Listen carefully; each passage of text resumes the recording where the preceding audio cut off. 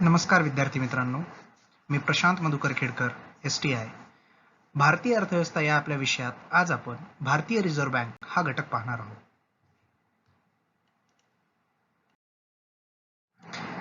भारतीय reserve bank किंवा reserve bank of इंडियाची स्थापना 1 एप्रिल 1935 ला झाली होती.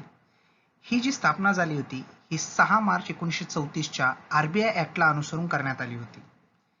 1927 साली नेमलेल्या हिल्टन यंग समितीने केलेल्या शिफारसीला अनुसरून ब्रिटिश संसदेने 6 मार्च 1934 ला RBI कायदा पास केला होता.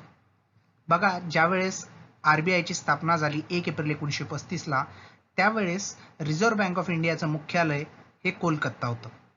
1937 साली हे मुख्यालय मुंबई येथे स्थलांतरित करण्यात आलं. बघा, म्हणजे 1935 ते 1937 या काळासाठी RBIचं मुख्यालय हे कोलकाता होतं.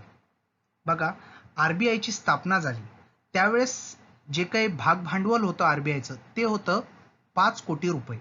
म्हणजेच काय, तर 5 लाख शेअर 100 रुपयाचे असं त्या 5 कोटींचं वर्गीकरण करण्यात आलं होतं. म्हणजे 5 लाख शेअर्स निर्माण करण्यात आले होते. प्रति शेअर किंमत 100 रुपये ठेवण्यात आली होती. बघा, RBIची स्थापना झाली त्या समयी भारत सरकारचा RBI मध्ये वाटा 2,22,000 रुपयांचा होता. RBIचं राष्ट्रीयकरण 1 जानेवारी 1949 ला करण्यात आलं, ते 5.54 कोटी रुपये देऊन. म्हणजे बघा, सुरुवातीचं भाग भांडवल किती रुपये होतं? 5 कोटी रुपये. मात्र ज्या वेळेस RBIचं राष्ट्रीयकरण करण्यात आलं, 5.54 कोटी रुपये भागधारकांना देण्यात आले व RBIचं राष्ट्रीयकरण करण्यात आलं 1 जानेवारी 1949 साली.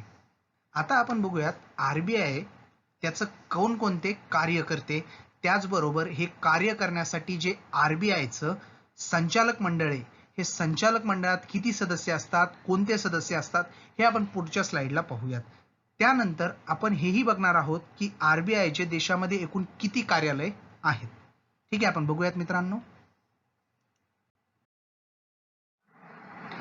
बघा, रिझर्व्ह बँक ऑफ इंडियाचं कामकाज पाहणारं संचालक मंडळ हे 21 संचालकांनी मिळून बनलेलं असतं. यामध्ये गव्हर्नर व 4 उपगव्हर्नर असे 5 सदस्य, वित्त मंत्रालयातील 2 प्रतिनिधी असतात, शासनाने SBI बँक, त्यानंतर वेगवेगळ्या मोठ्या बँक, त्याचबरोबर LIC तसेच विविध फायनान्शियल इन्स्टिट्यूट, मोठमोठ्या आर्थिक संस्था यातील 10 प्रतिनिधींची या संचालक मंडळावर नियुक्ती केलेली असते. बरोबर, जे RBIचे 4 क्षेत्रीय कार्यालय आहेत, कलकत्ता, मुंबई, चेन्नई व दिल्ली येथील प्रत्येकी 1 प्रतिनिधी असे 4 प्रतिनिधी या संचालक मंडळावर असतात. असे एकूण 21 संचालक मंडळ RBIचे कामकाज पाहतात. बघा, रिझर्व्ह बँक ऑफ इंडियाची भारतात एकूण 31 कार्यालय आहेत. बाजूच्या नकाशात आपण जे काही 31 कार्यालय आहेत ते दाखवलेले आहेत. महाराष्ट्रामध्ये यातील 3 कार्यालय आहेत, मुंबई, बेलापूर व नागपूर. समजतंय मित्रांनो? जर महाराष्ट्रातील RBIची कार्यालये विचारली तर ती आहेत मुंबई, बेलापूर व नागपूर. आता सर्वात महत्वाचा घटक ज्यावर सर्वाधिक वेळेस प्रश्न विचारले जातात ते म्हणजे RBIची कार्य. आता RBIची कार्य आपण एक एक करून बघूयात व आपण त्याचं एक्सप्लेनेशन बघूयात.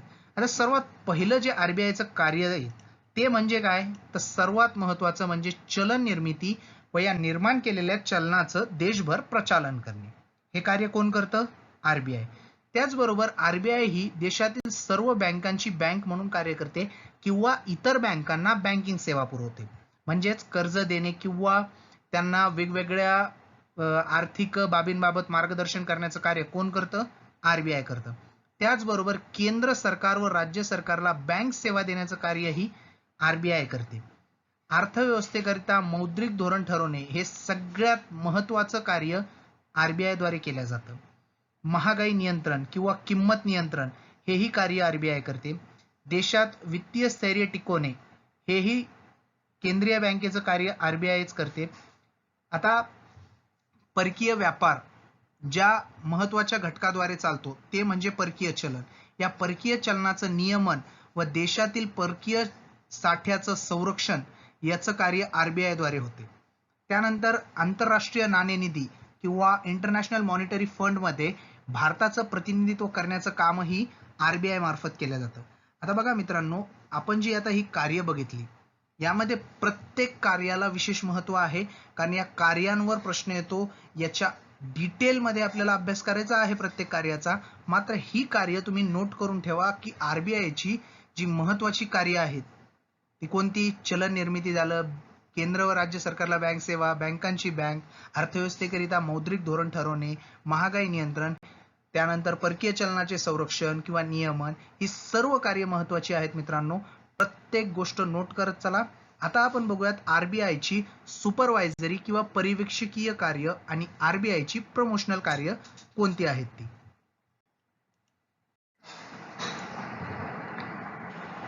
आरबीआयची पर्यवेक्षकीय कार्य किंवा आरबीआयची सुपरवायझरी म्हणजे आरबीआय जे आहे ते पर्यवेक्षकीय कार्यामध्ये कोणती कार्य करतं? तर सर्वात महत्त्वाचं आहे व्यावसायिक व सहकारी बँका ज्या आहेत त्यांचं नियमन व नियंत्रण करणे, म्हणजे त्यांचं कामकाजाची पद्धत ठरवून देणे. हे कार्य कोण करतंय? आरबीआय. त्याचबरोबर बँकांना जर नवीन शाखा उघडायच्या असतील तर त्यासाठी द्यावे लागणाऱ्या लायसनला मंजुरी ही आरबीआय मार्फत दिल्या जाते. त्याचबरोबर बँकांना व्यवस्थापन व कार्यप्रणालीबाबत मार्गदर्शन, म्हणजे कामकाजाच्या वेळ ठरवून देणे, त्यानंतर वेगवेगळे क्लिअरिंग हाऊसचं मॅनेजमेंट घडवून आणणे किंवा त्यांच्यामध्ये सांगोपांग जे हे असेल संबंध प्रस्थापित करून देणे, हे सर्व कार्य आरबीआय मार्फत केले जातात. तर बघा, त्याचबरोबर आरबीआयचे काही प्रमोशनल कार्य आहेत. आता प्रमोशनल कार्य म्हणजे काय? तर देशातील आर्थिक व्यवस्थेला बळकटी आणण्यासाठी काही संस्था स्थापन करून देशामध्ये आर्थिक समायोजन घडून आणण्यासाठी आरबीआय प्रयत्न करते. आता या कोणत्या संस्था आरबीआय मार्फत स्थापन केल्या जातात त्या बघूयात. सर्वात प्रथम आहे industrial finance corporation of India. या संस्थेची स्थापना करण्यामागे आरबीआयने पुढाकार घेतला होता किंवा आरबीआयने भांडवल उभं करून दिलं होतं. त्यानंतर दुसरी संस्था येते deposit insurance and credit guarantee corporation. 1962 साली स्थापन झालेली ही संस्था आहे. त्यानंतर 1964 ला स्थापन झालेली unit trust of India. Industrial development bank of India 1964 साली स्थापन झाली होती. हिलाही भांडवल, हिच्यातही आरबीआयचा वाटा होता किंवा आरबीआयची मालकी होती. त्याचबरोबर ऍग्रीकल्चरल रिफायनान्स कॉर्पोरेशन ऑफ इंडिया 1963 साली स्थापन झालेली संस्था. या सर्व संस्था आरबीआयच्या प्रमोशनल कार्याअंतर्गत येतात किंवा यांच्या स्थापनेमागे आरबीआयने पुढाकार घेतलेला आहे किंवा भांडवलाचा पुरवठा केलेला आहे. आरबीआयचं जे सर्वात महत्त्वाचं कार्य आहे व स्पर्धा परीक्षांना ज्या घटकावर सर्वात जास्ती प्रश्न येतात ते म्हणजे आरबीआयचं चलनविषयक धोरण.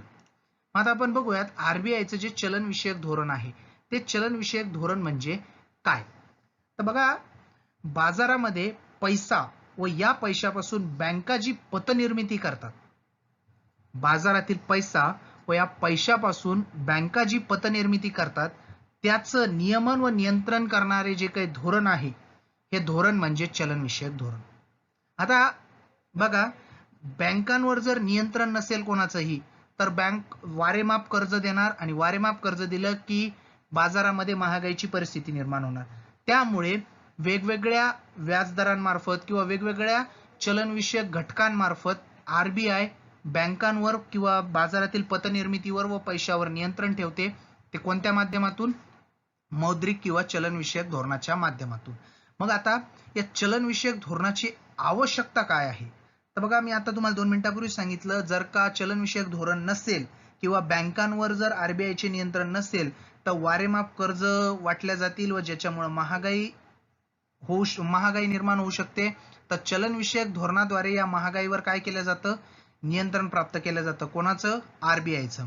त्यानंतर देशामधील आर्थिक स्थैर्यासाठी ही चलनविषयक धोरण आवश्यक असते. विनिमय दरात स्थिरता आणण्यासाठी चलनविषयक धोरणाची अत्यंत आवश्यकता असते.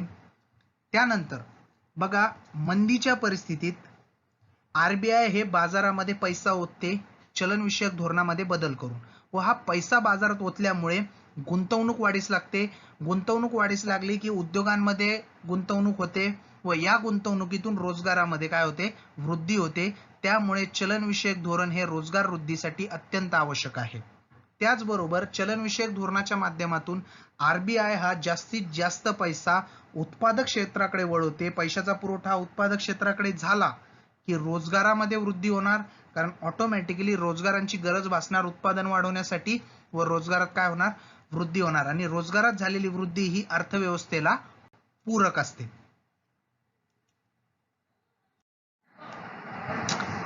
आता आपण मागे बघितलं चलनविषयक धोरणांची आवश्यकता.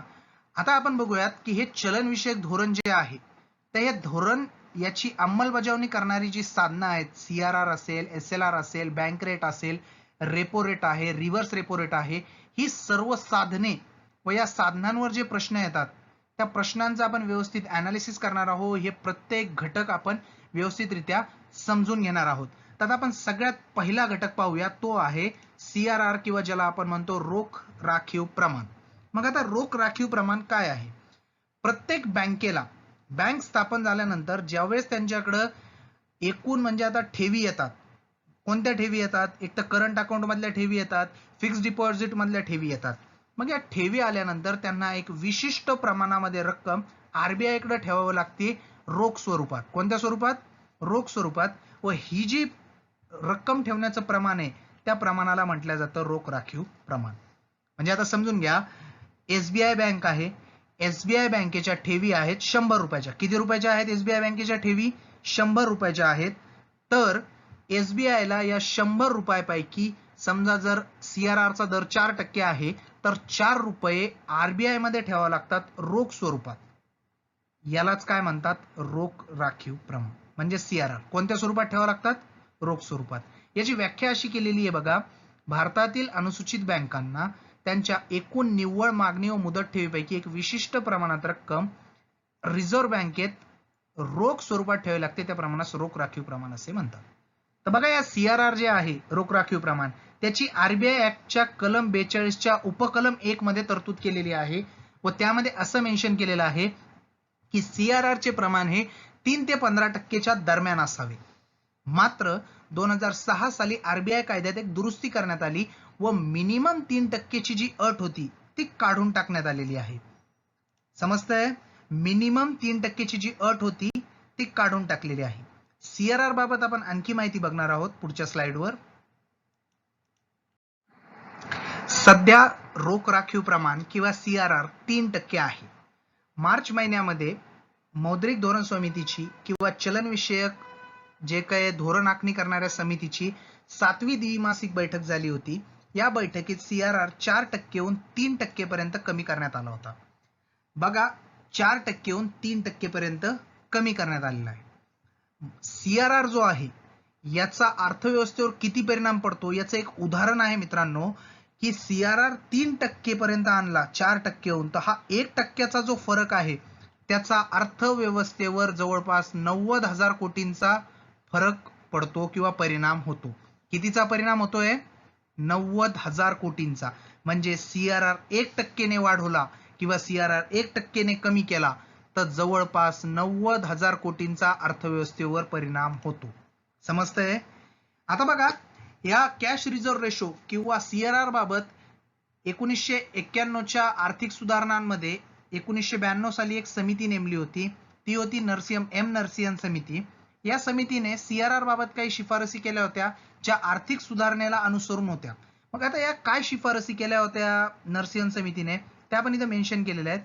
सगळ्यात पहिली शिफारस त्यांनी केली होती की 1992 साली 15% जो CRR होता तो CRR टप्प्याटप्प्याने कमी करावा. काय सांगितलंय समजतंय? 1992 साली 15% असलेला CRR टप्प्याटप्प्याने कमी करा. आता बघा त्यावेळेस 15% होता, आता आपण 3% पर्यंत आलेलो आहे. म्हणजे टप्प्याटप्प्याने आपण कमी करत आलेलो आहे. म्हणजे ही शिफारस स्वीकारल्यासारखी आहे. दुसरी शिफारस त्यांनी केली होती की बँका RBI कडे CRR ठेवतात, मग या CRR वर त्यांना व्याज मिळालं पाहिजे. कोणाला? बँकांना. ही शिफारस 2000 साली स्वीकारण्यात आली. मात्र 2007 साली ही शिफारस पुन्हा रद्द करण्यात आली व देण्यात येणारं व्याज बंद करण्यात आलं.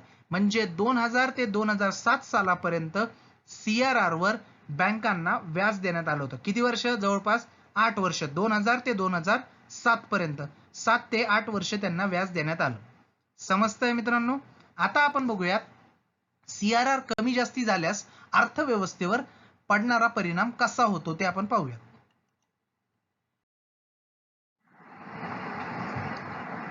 सीआरआर, आता सीआरआरचा अर्थव्यवस्थेवर किंवा पतनिर्मितीवर किंवा महागाईवर कसा परिणाम होतो ते आपण आता या ग्राफच्या माध्यमातून बघूयात. आता आपण ग्राफवर वाय ऍक्सिसवर रोख राखीव प्रमाण दाखवलं आहे आणि एक्स ऍक्सिसवर पतनिर्मिती दाखवली आहे. आता हे पतनिर्मिती कशावर दाखवली आपण? एक्स ऍक्सिसवर. बघा, ज्या वेळेस रोख राखीव प्रमाण वाढत जातंय, रोख राखीव प्रमाणात काय होते, इकडं काय होत चालली आहे, पहिले इथं होतं, आता इथं वर चाललंय. जर वाढ झाली तर काय होतंय, पतनिर्मिती कशी होतीये, कमी होतीये.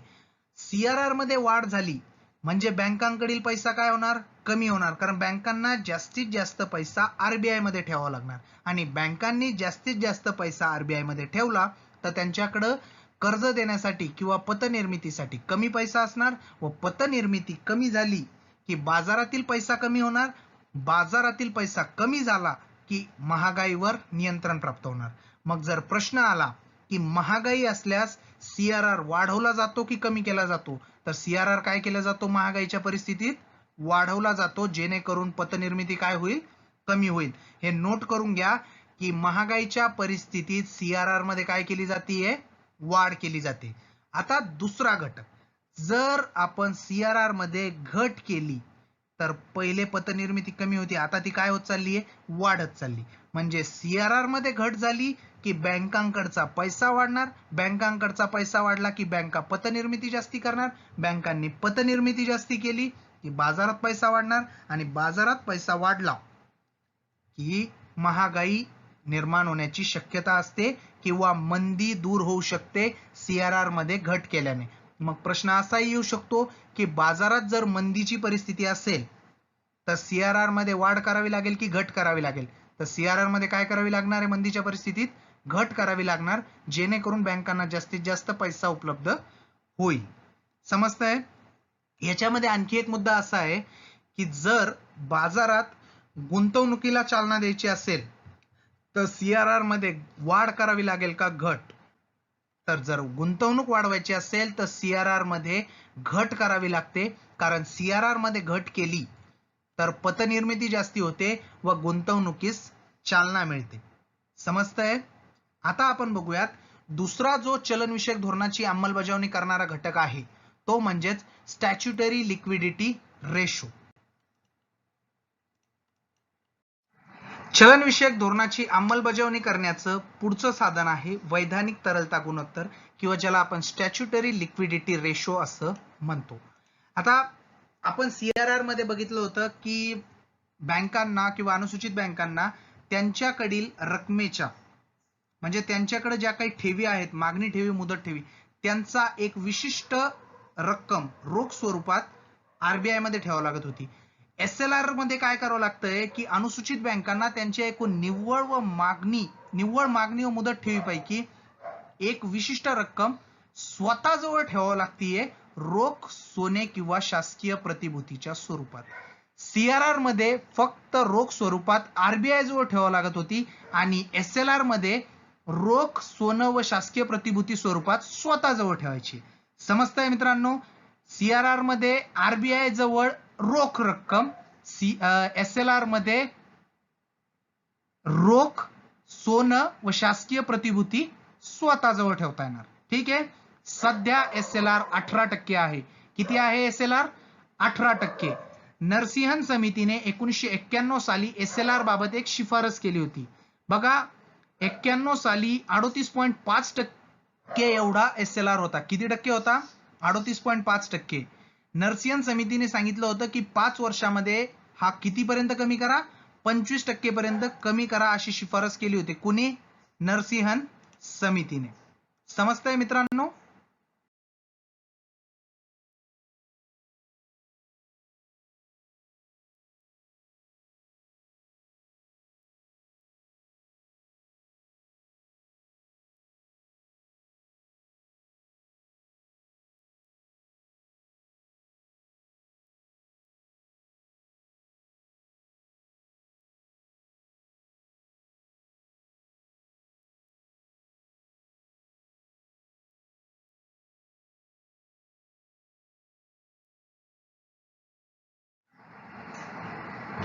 आता आपण बघूयात SLR च्या कमी जास्ती करण्या म्हणजे SLR कमी केला किंवा वाढवला तर त्याचा अर्थव्यवस्थेवर काय परिणाम होतो. ज्याप्रमाणे आपण बघितलं होतं CRR बाबत SLR हाही आपण Y ऍक्सिस वर दाखवलाय आणि पतनिर्मिती आपण X ऍक्सिस वर दाखवलेली आहे. बघा SLR मध्ये जर वाढ केली, बघा SLR जर वाढत गेलाय तर पतनिर्मिती काय होणार आहे, बघा पतनिर्मिती कमी होणार आणि SLR मध्ये जर घट झाली तर पतनिर्मिती काय होणार आहे, जास्त होणार आहे. समजतंय तुम्हाला दोन्ही. बघा SLR मध्ये वाढ पतनिर्मिती कमी, SLR मध्ये घट पतनिर्मिती जास्त. म्हणजे बघा जर महागाईची परिस्थिती निर्माण झाली तर SLR मध्ये काय केली जाणार, वाढ केली जाणार आणि मंदीची परिस्थिती असेल तर SLR मध्ये काय केली जाणार, घट केली जाणार. म्हणजे घट केली म्हणजे काय होईल, जास्तीत जास्त पैसा बाजारात येईल व पतनिर्मिती होऊन अर्थव्यवस्थेला चालना मिळेल. समजतंय मित्रांनो. गुंतवणुकीच्या बाबतीतही समान. जर गुंतवणूक शासनाला वाढवायची असेल तर शासन SLR काय करतं, कमी करतं. शासनाने SLR कमी केला की पतनिर्मिती जास्त होते, जास्तीत जास्त पैसा बाजारात उपलब्ध होतो व जास्तीत जास्त पैसा बाजारात उपलब्ध झाला की ऑटोमॅटिक गुंतवणुकीला चालना मिळून रोजगारात वाढ होते. चलनविषयक धोरणांची अंमलबजावणी करण्याचं पुढचं साधन आहे बँक दर. आता बँक दर काय आहे ते आपण पाहूयात. बघा भारतीय रिझर्व्ह बँक ज्या व्याजदरानं दीर्घ मुदतीचं कर्ज बँकांना देतं, समजतंय, भारतीय रिझर्व्ह बँक ज्या व्याजदरानं दीर्घ मुदतीचं कर्ज बँकांना देतं त्या व्याजदरास काय म्हटलं जातं, बँक दर. आता ही व्याख्या आपण आपल्या अभ्यासासाठी किंवा आपल्या समजण्यासाठी बनवलेली आहे. मात्र RBI ऍक्ट 1934च्या कलम 49 मध्ये जी व्याख्या दिलेली आहे बँक दराची ती अशा प्रकारे आहे. रिझर्व्ह बँक ऑफ इंडिया ज्याप्रमाणे प्रमाणदराने वाणिज्यिक बिल अथवा विनिमय पत्रांची खरेदी अथवा पुनर्वटाव करते अशा व्याजदरास काय म्हणतात, बँक दर. आता रिझर्व्ह बँक ऑफ इंडिया काय करणार, जी काही बँक आहे त्या बँकाकडून विनिमय पत्र किंवा वाणिज्यिक बिल खरेदी करणार व त्यांना काही पैसा देणार. म्हणजेच काय, त्यांना कर्ज देणार आणि त्या बदल्यामध्ये त्यांची वाणिज्यिक बिल स्वतःकडे गहाण म्हणून ठेवणार. समजतंय. व ही गहाण ठेवलेली बिले ज्यावेळेस त्यांना परत खरेदी करण्यासाठी ती लोक येणार त्यांना ती पुन्हा परत करणार व त्यांच्याकडून एक विशिष्ट व्याजदर मुद्दला सकट घेणार व तो व्याजदर जो असणार त्याला म्हणतात बँक दर. समजतंय. म्हणजे स्वतःकडे गहाण वाणिज्यिक बिल ठेवणार, त्यांना परत करताना व्याजासकट त्यांच्याकडून मुद्दल घेणार व या व्याजदराला बँक दर असं म्हणतात. मग आता RBI जी आहे या बँक दराने कर्ज केवळ बँकांना देत नाही तर ती भारत सरकारलाही कर्ज देते बँक दरानेच, राज्य सरकारला कर्ज देते, त्यानंतर काही वित्तीय संस्था आहेत जसं LIC आहे यांनाही ती बँक दराने कर्ज देते. सहकारी बँका किंवा ज्याला आपण कोऑपरेटिव्ह बँक म्हणतो या कोऑपरेटिव्ह बँकांनाही RBI बँक दरानेच कर्ज देते. वाणिज्यिक बँका किंवा अनुसूचित बँकांनाही कर्ज RBI बँक दराने देते. त्याच्यानंतर गैर बँकिंग वित्तीय संस्था आहेत. या गैर बँकिंग वित्तीय संस्था म्हणजेच इन्शुरन्स सेक्टर, तर या इन्शुरन्स सेक्टरला किंवा इतर वित्तीय संस्थांना बँक दराने RBI काय करतं, कर्ज देतं.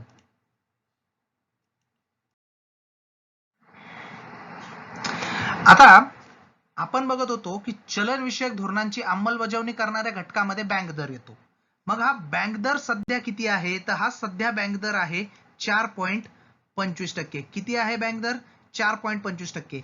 म्हणजेच काय की एखाद्या समजा ICICI बँकेने RBI कडे वाणिज्यिक पत्र दिलं 100 रुपयाचं, 100 रुपयाचं वाणिज्यिक पत्र दिलं आणि RBI कडून 100 रुपये घेतले. किती रुपये घेतले, 100 रुपये. आता पुढच्या वेळेस ज्या वेळेस RBI ते वाणिज्यिक पत्र त्यांना परत करेल, एक तर त्या वाणिज्यिक पत्राची किंमत 4.25 रुपयांनी कमी करेल, म्हणजेच ते 100 रुपयाचं वाणिज्यिक पत्र एक तर 95.75 रुपयांना करेल किंवा त्यांच्याकडून 4.25 रुपये म्हणजे ICICI बँकेकडून 4.25 रुपये बँक दराचा व्याज घेईल. समजलं. मग आता या बँक दराचा भारतीय अर्थव्यवस्थेवर किंवा कर्ज देण्यावर कसा परिणाम होतो तो आपण पाहूया. जर का महागाईची परिस्थिती असेल तर RBI हा बँक दर काय करते, वाढवते. म्हणजेच काय करते, आरबीआय बँक दर वाढवून टाकते, ज्याच्यामुळे बँका कर्ज काय घेतात, कमी प्रमाणात घेतात व बँकांनी कर्ज कमी घेतलं की पतनिर्मिती कमी होते, त्याचबरोबर गुंतवणूक कमी होते, गुंतवणूक कमी झाली की रोजगारातही घट होऊ शकते. समजतंय तुम्हाला की महागाईच्या परिस्थितीत काय होतंय, बँक दर वाढवला जातो, बँक कमी कर्ज घेणार कारण बँक दर वाढवलेला आहे, बँकांनी कमी कर्ज घेतलं की गुंतवणूक कमी होणार आणि त्याचबरोबर पतनिर्मिती ही कमी होणार. ठीक आहे. आता या उलट मंदीच्या परिस्थितीत बँक दर कमी केला जातो. मग बँक दर कमी केला की बँका जास्तीत जास्त कर्ज घेतात आरबीआय कडून व अशा प्रकारे जास्तीत जास्त कर्ज घेतलं की तेच कर्ज त्या पुढे देतात व पतनिर्मिती जास्ती प्रमाणात करतात, त्याच्यामुळे गुंतवणूकही जास्ती होते आणि बाजारात पैसा ओतला की मंदी दूर होण्यास मदत होते. समजलं तुम्हाला मग बँक दराचं कार्य कसं होतंय. चलनविषयक धोरणाची अंमलबजावणी करणारं पुढचं साधन आहे रेपो दर किंवा ज्याला आपण रिपर्चेस ऑब्लिगेशन किंवा रेट ऑफ रिपर्चेस असंही म्हणतो. आता बघा, पाश्चात्य देशामध्ये रेपो दराला रेट ऑफ डिस्काउंट म्हणतात. मग प्रश्न यावर येऊ शकतो मित्रांनो की पाश्चात्य देशामध्ये रेपो दरास काय म्हटलं जातं, तर काय म्हटलं जातं, रेट ऑफ डिस्काउंट, किंवा यावर प्रश्न असाही येऊ शकतो की रेट ऑफ रिपर्चेस किंवा रिपर्चेस ऑब्लिगेशन पाश्चात्य देशात काय म्हणून ओळखलं जातं. समजतंय तुम्हाला, सवलत दर किंवा रेट ऑफ डिस्काउंट. मग आता रेपो म्हणजे काय, तर रेपोची व्याख्या बघा अशा प्रकारे आहे की व्यापारी बँक किंवा अनुसूचित बँका अल्प काळासाठी म्हणजेच एक दिवसासाठी बँकेची तरलता वाढवण्यासाठी शासकीय कर्ज रोखे रिझर्व्ह बँकेला विकते. म्हणजे काय करते, ते बॉन्ड रिझर्व्ह बँकेकडे विकते. रिझर्व्ह बँक एक दिवसासाठी त्यांना पैसे देते कर्ज रोखे स्वतःकडे ठेवून. मग एक दिवसानंतर बँक काय करते, या शासकीय कर्ज रोख्यांची पुन्हा खरेदी करते आरबीआय कडून. म्हणजे एक दिवसासाठी आरबीआयचा पैसा वापरते आणि दुसऱ्या दिवशी पुन्हा पैसा परत करून स्वतःचे जे कर्ज रोखे ते वापस घेते. मात्र या पुनर्खरेदीच्या वेळेस कर्ज रोख्यांची व्याज स्वरूपात किंमत कमी झालेली असते व या किमतीतील फरकास रेपो दर म्हणतात. म्हणजे काय, आता समजून घ्या, जर आरबीआय कडे एचडीएफसी बँक गेली एक दिवसासाठी रेपो दराने व्यवहार करायला व त्यांनी एक दिवसासाठी 100 रुपयाचा बॉन्ड कोणाकडे दिला, आरबीआय कडे दिला. मग आता 100 रुपयाचा बॉन्ड दिल्यानंतर त्यांनी 100 रुपये घेतले एक दिवसासाठी, स्वतःच्या तरलतेची गरज भागवली एचडीएफसी बँकेने. कुणी भागवली, एचडीएफसी बँकेने. दुसऱ्या दिवशी एचडीएफसी बँक कर्ज रोखा परत घेण्यासाठी गेली पैसे घेऊन, 100 रुपये त्यांनी घेतले होते, ते 100 रुपये घेऊन ते आरबीआय कडे गेले. आरबीआय कडे त्यांनी 100 रुपये दिले. त्यावेळेस आरबीआय त्यांना 96 रुपयाचा बॉन्ड देईल, कारण जर रेपो दर 4% असेल तर. जर 4% रेपो दर असेल तर त्या बॉन्डची किंमत कितीने कमी केली त्यांनी, 4%, म्हणजेच 4 रुपयांनी. मग आता त्यांनी बॉन्ड कितीचा दिला एचडीएफसी बँकेला, 96 रुपयाचा. समजतंय का तुम्हाला. बघा, एचडीएफसी ने 100 रुपयाचा बॉन्ड विकला आरबीआयला आदल्या दिवशी, म्हणजे एक दिवसासाठी. दुसऱ्या दिवशी त्याची किंमत कितीने कमी झाली, रेपो दराने त्याची किंमत कमी झाली, त्याच्याचमुळे त्याला रेट ऑफ डिस्काउंट म्हणतात. हा 4% डिस्काउंट त्याच्यावर काय झाला, अप्लाय झाला. समजतंय तुम्हाला रेपो दर म्हणजे काय. आपण आणखी डिटेल मध्ये पण पुढे बघूयात, पुढच्या स्लाइडवर रेपो दर आपण डिटेल मध्ये बघूयात. बघा, वाणिज्यिक बँका रिझर्व्ह बँक ऑफ इंडियाकडून शासकीय कर्जरोख्यांच्या पुनर्खरेदी ज्यावेळेस करेल त्यावेळेस या शासकीय कर्जरोख्यांची किंमत आरबीआय द्वारे कमी केल्या जाते व रेपो दराची वसुली केल्या जाते. बघा, कॉल मनी मार्केट किंवा ज्याला आपण मागणी देय नाणे बाजार म्हणतो, या मागणी देय नाणे बाजारातही व्यवहार रेपो दराच्या मदतीने चालतात. कोणत्या मदतीने, प्रश्न यावरही येऊ शकतो की मागणी देय नाणे बाजारातील व्यवहार कोणत्या दराच्या किंवा कोणत्या व्याजदराच्या मदतीने चालतात. कोणत्या व्याजदराच्या मदतीने, रेपो दराच्या मदतीने. आता बघा, ऑक्टोबर 2013 साली आरबीआयने रेपो दराच्या माध्यमातून काही मुदत काळासाठी कर्ज देण्यासही सुरुवात केलेली आहे, ज्याच्यामुळे बाजारातील तरलता वाढण्यास मदत होईल. या कालावधीसाठी म्हणजेच कोणता कालावधी, 7 दिवस, 14 दिवस, 28 दिवस व 56 दिवसांचे रेपो व्यवहारही करण्यास आरबीआयने मुभा दिलेली आहे. बघा, सध्याचा रेपो दर जो आहे तो 4% आहे. किती टक्के, 4%. मग आता अर्थव्यवस्थेवर या रेपो दराचे काय परिणाम होतात किंवा महागाईच्या परिस्थितीत, मंदीच्या परिस्थितीत रेपो व्यवहार कशा प्रकारे केले जातात जेणेकरून चलनविषयक धोरणाची प्रभावी अंमलबजावणी होईल हे आपण पुढच्या स्लाइडवर पाहूयात.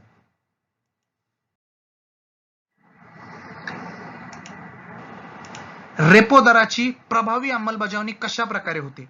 बघा, ज्या काळात महागाई निर्माण होते तेव्हा रेपो दर वाढवला जातो. रेपो दर वाढवला की बँका कमी कर्ज घेतात व बँकांनी कमी कर्ज घेतलं की पतनिर्मिती कमी होते. समजलं? महागाईच्या परिस्थितीत रेपो दर वाढवला जातो व मंदीच्या परिस्थितीत रेपो दर कमी केला जातो जेणेकरून बँका जास्ती कर्ज घेतात. बँकांनी जास्ती कर्ज घेतलं की पतनिर्मिती जास्ती होते. समजलंय? म्हणजे काय, महागाई असेल रेपो दरात वाढ, मंदी असेल रेपो दरात घट केल्या जाते. आता आपण बघूयात रेपो दर किंवा रेपो व्यवहार जे 1 वर्ष ते 3 वर्षाच्या कालावधीसाठी केले जातात किंवा ज्याला दीर्घ मुदतीचे रेपो व्यवहार म्हणतात, ते रेपो व्यवहार कसे चालतात ते आपण पाहूया. दीर्घ मुदतीचे रेपो व्यवहार.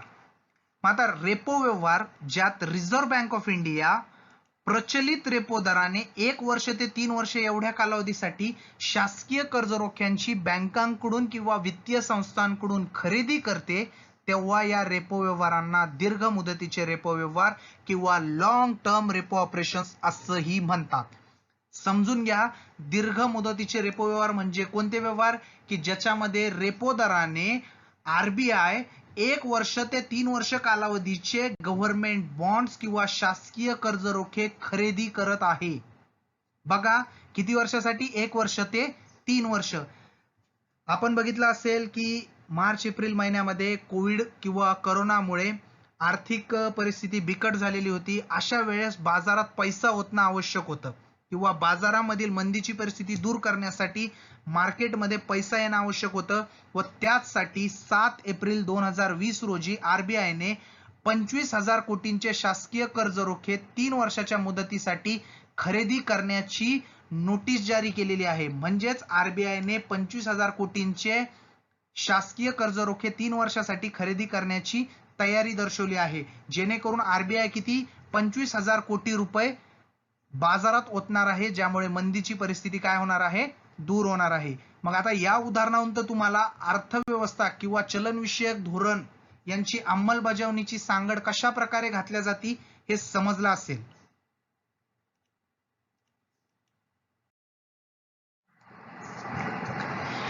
चलनविषयक धोरणांची अंमलबजावणी करण्याचं पुढचा घटक आहे रिव्हर्स रेपो दर. हा रेपो दराच्या याच्या नावातच आहे की रिव्हर्स रेपो, त्यामुळे रेपो दराच्या उलट प्रक्रिया यात होते. यामध्ये काय प्रक्रिया केली जाते की यामध्ये पूर्वी आपण पाहिलं की शासकीय कर्ज रोख्यांची खरेदी आरबीआय करत होतं रेपो व्यवहारात. इथे रिझर्व्ह बँक शासकीय कर्ज रोखे विकतं. पहिले रेपो व्यवहारामध्ये आरबीआय खरेदी करत होतं आणि इथं 1 दिवसासाठी शासकीय कर्ज रोखे आरबीआय विकते व बाजारात जे काही तरलता आहे ती अल्प काळासाठी कमी करते. मग 1 दिवसानंतर पुन्हा कर्ज रोखे निश्चित व्याजदर अदा करून खरेदी करते. या व्याजदरास रिव्हर्स रेपो रेट म्हणतात. बघा, म्हणजे काय केलं आरबीआयने? आरबीआय रेपो व्यवहारांसाठी खरेदी करत होतं शासकीय कर्ज रोखे आणि बाजारात पैसा ओतत होतं. इथं बाजारातला पैसा आरबीआय काढून घेतंय आणि स्वतः शासकीय कर्ज रोखे वित्तीय संस्था किंवा बँकांना विकत आहे आणि बँकांना ते 3.35% दराने रिव्हर्स रेपो दर च्या कर्ज रोख्यांवर पुरवते. म्हणजेच आरबीआय कर्ज रोखे विकणार व कर्ज रोखे विकल्यानंतर या व्याजदराने खरेदीही करणार पुन्हा. समजलंय? मग या रिव्हर्स रेपो व्यवहारांची सुरुवात जी झाली होती ती 1996 साली करण्यात आली होती, तरलता समायोजन या योजनेचा भाग म्हणून. म्हणजेच काय, लिक्विडिटी ऍडजस्टमेंट फॅसिलिटीचा भाग म्हणून 1996 साली रिव्हर्स रेपो व्यवहारास सुरुवात करण्यात आलेली आहे. आता या रिव्हर्स रेपो व्यवहारांबाबत आपण आणखी माहिती पुढच्या स्लाइडवर बघणार आहोत. रिव्हर्स रेपो व्यवहारांचा अर्थव्यवस्थेवर होणारा परिणाम कसा होतो ते आपण पाहूयात. बघा, ज्यावेळेस महागाईची परिस्थिती असते रिव्हर्स रेपो दर वाढवला जातो. आधी आपण बघितलं होतं की प्रत्येक दर हा कमी केला जायचा महागाईच्या परिस्थितीत, मात्र इथं रिव्हर्स रेपो दर वाढवला जातो जेणेकरून बँक जास्त कर्ज आरबीआयला देतं. म्हणजेच काय, बँका आरबीआय कडून शासकीय कर्ज रोखे खरेदी करतात आणि सगळा पैसा कुठे नेऊन देतात, आरबीआयला नेऊन देतात. यामुळे बाजारातील तरलता काय होते, कमी होते. म्हणजेच आरबीआय बँकांना शासकीय कर्ज रोखे देणार आणि आरबीआय पैसा स्वतःकडे ठेवणार. म्हणजेच काय, बँका पैसा आरबीआयला आणून देणार आणि शासकीय कर्ज रोखे घेऊन जाणार व बाजारातील तरलता काय होणार, कमी होणार. या उलट परिस्थिती होते मंदीमध्ये. यामध्ये रिव्हर्स रेपो दर कमी केला जातो, जेणेकरून बँका कमी कर्ज आरबीआयला देणार व बाजारातील तरलता काय होणार, कमी होणार नाही. समजलंय?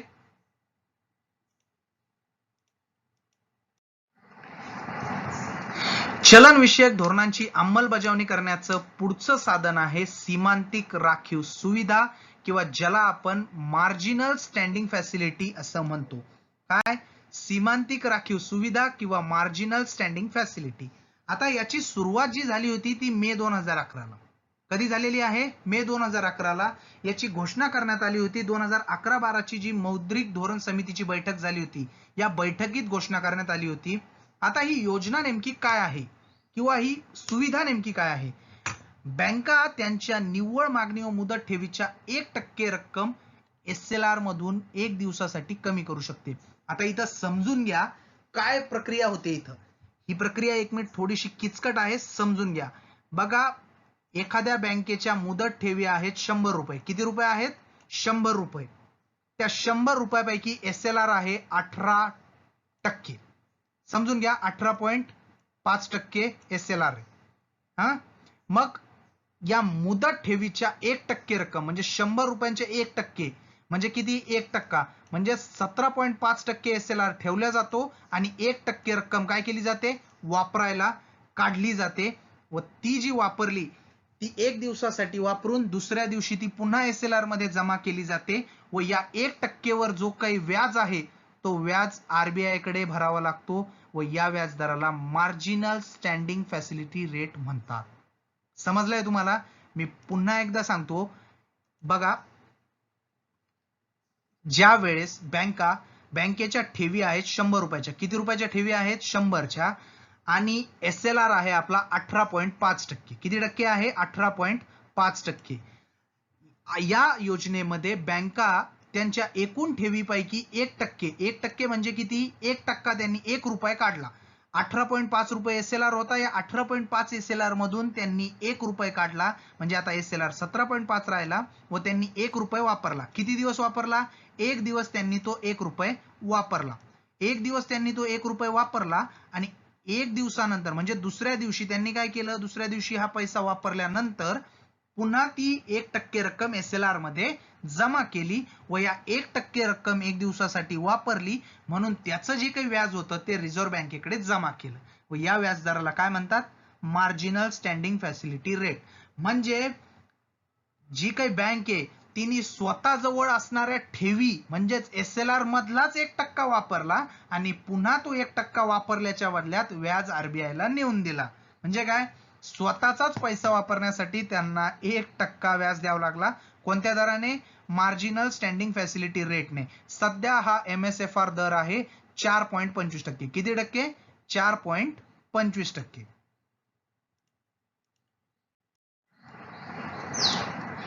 चलन विषयक धोरणांची अंमलबजावणी करणारं पुढचं महत्वाचं साधन आहे बाजार स्थिरीकरण योजना.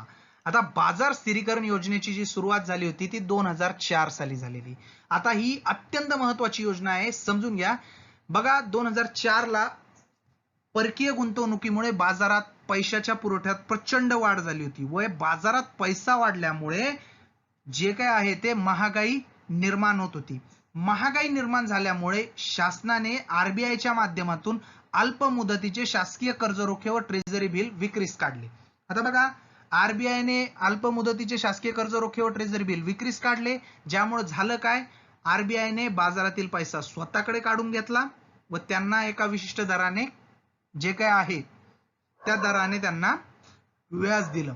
म्हणजेच काय, आरबीआयने अशा परिस्थितीत महागाई नियंत्रणात आणण्यासाठी काय केलं, शासकीय कर्ज रोख्यांची व ट्रेझरी बिलांची विक्री केली व बाजारातील तरलता काय केली, कमी केली. या योजना काय नाव आहे, बाजार स्थिरीकरण योजना.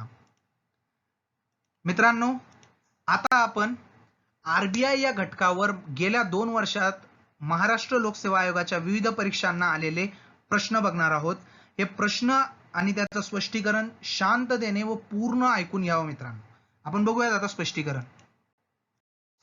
रिझर्व्ह बँक ऑफ इंडिया या घटकावर महाराष्ट्र लोकसेवा आयोगाच्या गेल्या 2-3 वर्षात जे काही प्रश्न आले ते आता आपण पाहूयात. बघा, एक्साइज पूर्व 2017 ला एक प्रश्न आला होता. नरसियन समितीने अशी शिफारस केली होती की SLR मध्ये 38.5% वरून डॅश डॅश करावं. म्हणजे काय? SLR 38.5% वरून डॅश डॅश टक्के करावा. तर याचं उत्तर आहे 25%. बघा, SLR या प्रकरणात आपण ही शिफारस बघितली आहे. आता आपण ज्यावेळेस SLR बघितला आहे मागं, त्याच्यामध्ये आपण हा मुद्दा बघितला आहे.